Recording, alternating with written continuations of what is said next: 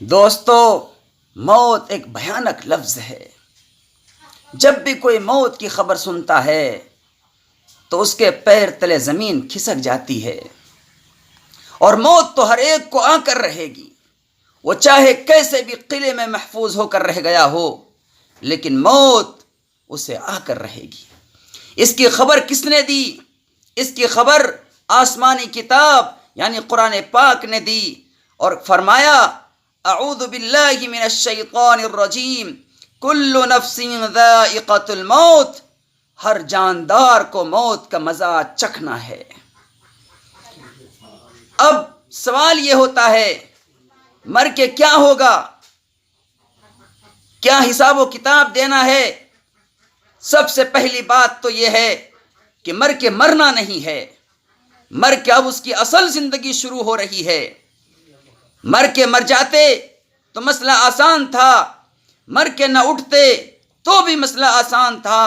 مصیبت تو یہاں یہ ہے کہ مر کے مرنا نہیں ہے، بلکہ مرنے کے بعد اپنے بارگاہ مولا، اپنے آقا، اپنے پیدا کرنے والے اللہ کے سامنے کھڑا ہونا ہے اور اپنی زندگی کا حساب دینا ہے۔ اگر یہاں سے کچھ لے کر چلے گئے، اچھے کام کر کے گئے، نیکی کر کے گئے، لوگوں کے ساتھ اچھائی کا معاملہ کر کے گئے اور اپنے رب کو راضی کر کے گئے، تو اس کے لیے بڑی خوبصورت زندگی ہے۔ اس کا آغاز ہے، اس کا انجام کوئی نہیں، اس کی ابتدا ہے، اس کی انتہا کوئی نہیں۔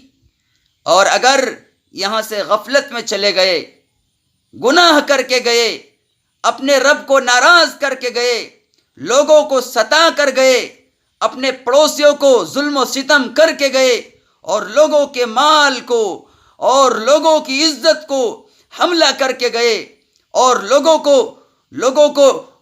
کو نہ جانے کیسی کیسی چیزیں دنیا میں پریشان کر کے جا رہا ہے، تب یہ بندہ اب اس کے لیے ایسے خسارے کی زندگی شروع ہوگی کہ انسان اس چیز کو ختم کرنے کے لیے، اس چیز سے معافی تلافی کے لیے ساری دنیا کی چیزیں دے کر اپنے رب کو راضی کرنا چاہے گا، لیکن ایسا کبھی نہیں ہوگا۔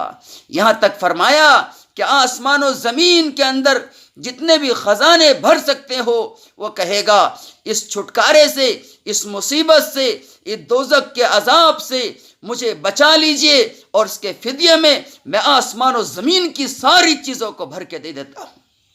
لیکن دوستو، ایسا نہیں ہوگا۔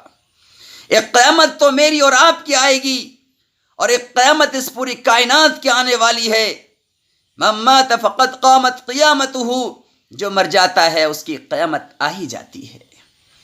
اور ایک قیامت اس کائنات کی آئے گی، سب ٹوٹ پھوٹ کر ختم ہو جائے گا، اللہ ساری چیزوں کو ختم کر دے گا، اور پھر اللہ اپنے بندوں سے حساب و کتاب لے گا اور کہے گا اے میرے بندو، اقرأ کتابک کفا بنفسک اليوم علیک حسیبا، پڑھو، اپنا حساب و کتاب کر لو اور فیصلہ کر لو، کیا کر کے آئے ہو، کیا کر کے آئے ہو۔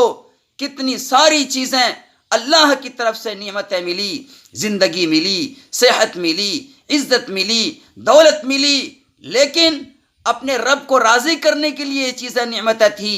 اگر رب کو ناراض کر کے دنیا کو راضی کر رہا ہے، ساری مخلوق کو راضی کر رہا ہے، اور اپنے خالق کو ناراض کر رہا ہے، مطلب اپنی واہ واہ کے لیے، اپنی ریاکاری کے لیے، اپنی شہرت کے لیے اور اپنی واہ واہ کے لیے جو بھی کام کرتا ہے تو ریاکاری اور دکھلاوے کے لیے کرتا ہے، تو یہ سارے کے سارا عمل اس کے منہ پر مار دیا جاتا ہے، اور رب اسے قبول نہیں کرتا، اس کی ساری محنت ضائع ہو جاتی ہے۔ حالانکہ قرآن کہتا ہے کہ جو لوگ ایمان لائے اور نیک اعمال کیے، اس کے عمل کو ضائع نہیں کیا جائے گا۔ اور دوسری آیت کریمہ ہے من یعمل سوءا یجز بہ، جو شخص گناہ کرے گا اس کی سزا بھگت کے رہے گا، اس کی سزا بھگت کے رہے گا۔